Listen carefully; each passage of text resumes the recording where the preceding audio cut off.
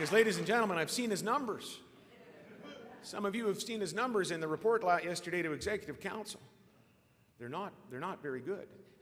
And I'm very worried that even the NDP might get the message from Saskatchewan people that if he doesn't change his attitude and start understanding about the new Saskatchewan, that they're going to ask him to pack up his 1980s and 70s and pack up his plan to nationalize the oil industry and pack up his Fonzie lunchbox and his Polaroid cam and his lava lamps and his AMC pacer and go back to Calgary. And I don't want that to happen.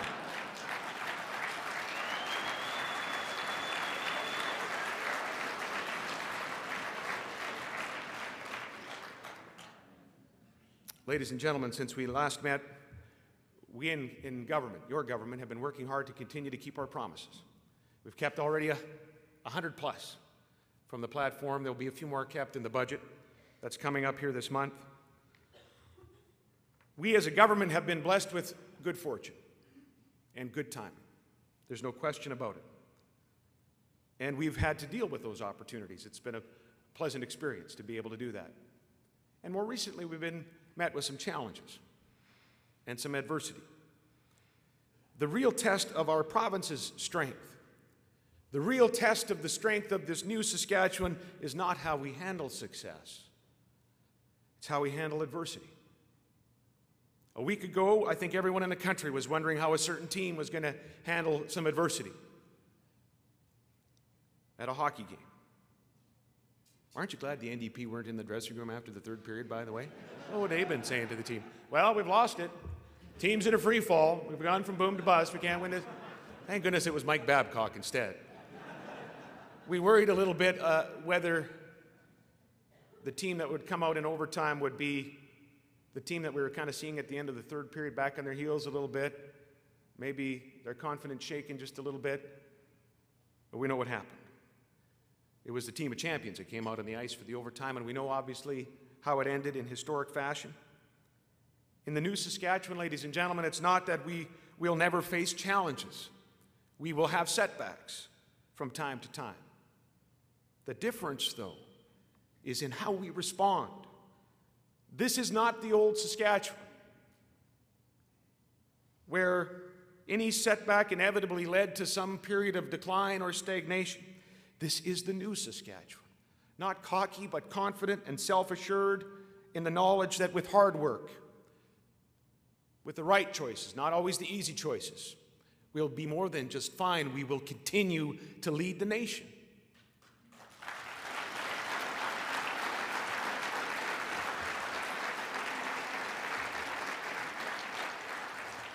Today, our government faces a challenge due to a sharp decline in potash revenues in the past year and some forecasts for softer potash revenues in the years to come.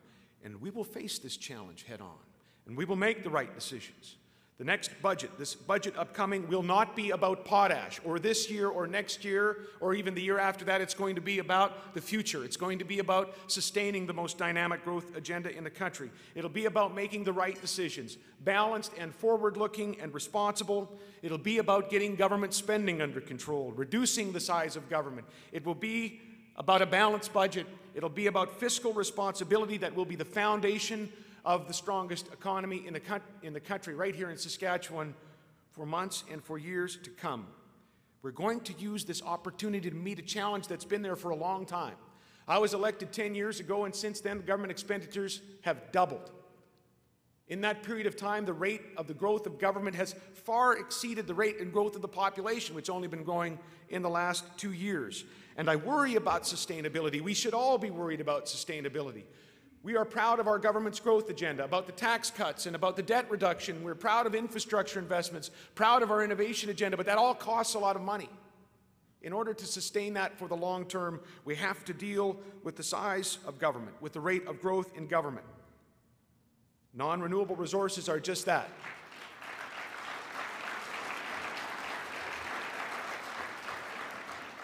If we don't take action now, dare we dream about an innovation agenda that can lead the country in sustainable energy, or maybe nuclear medicine, or perhaps small reactor technology development. Those things are expensive. If we don't take action today for the long term, dare we dream about finally dealing with the NDP billion-dollar infrastructure deficit on our highways, or building appropriate infrastructure in our municipalities. If we don't deal with this challenge today, dare we dream about eliminating the wait list, or at least reducing wait lists for surgical care to 4 months, as we plan on doing in the province of Saskatchewan. We will make the decisions we have to make in this budget. We will set the table in this budget for a future that includes all of those dreams. Everywhere else in Canada, the spring budget talk is about structural deficits, about debt increasing to cover annual operating expenses. It's been about 5-6% expenditures in growth in budget after budget. In the province of Saskatchewan on the 24th of March, the talk will be about Saskatchewan doing something different. The talk will be about the government holding to its goal of a 0% increase in expenditure and challenging and encouraging our public service to provide innovative solutions so we can do more with less, as they're doing in other organizations, as they've done in other governments, to be innovative, to use lean techniques and provide service to the people of the province, but do it in a way that is more efficient. They'll be talking about Saskatchewan in a completely different way than what you've heard so far this spring. The combination of these things will afford Saskatchewan the chance to do more than just dream of those things, but to do them in the future for all of the right reasons. Ladies and gentlemen, I believe that in a democracy, the citizenry gives up, if only temporarily, some of its freedoms to the government that it chooses. It does so in the interests of society as a whole, so services can be provided, so that we can be protected when we need it most, cared for.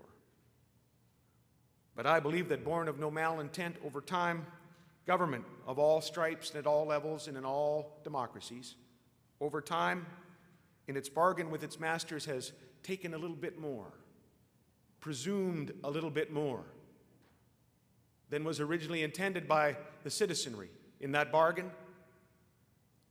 These historical presumptions, even if benignly made, they need to stop.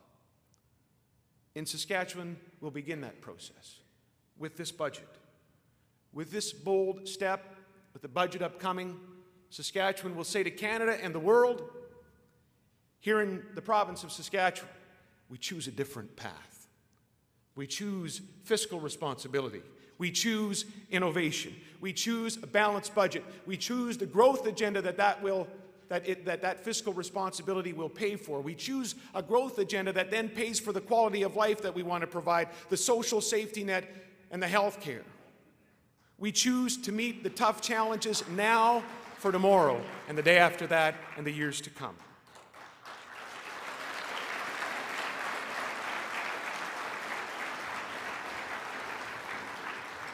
Friends, when we last met in November of 2008, we had no idea about what was coming down the road, nor did we know how Saskatchewan would cut through those very stormy economic seas.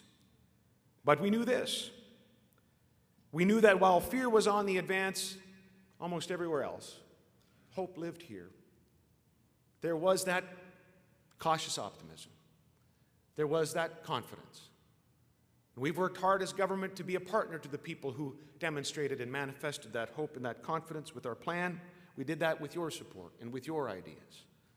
Ladies and gentlemen, welcome to this new Saskatchewan, where our best days will always be ahead of us. Let us resolve to do the bidding of that new Saskatchewan, to be her servant, humble and hardworking and with a vision that is worthy of the people of this province. Let's resolve to make sure this new Saskatchewan keeps moving forward and never looks back.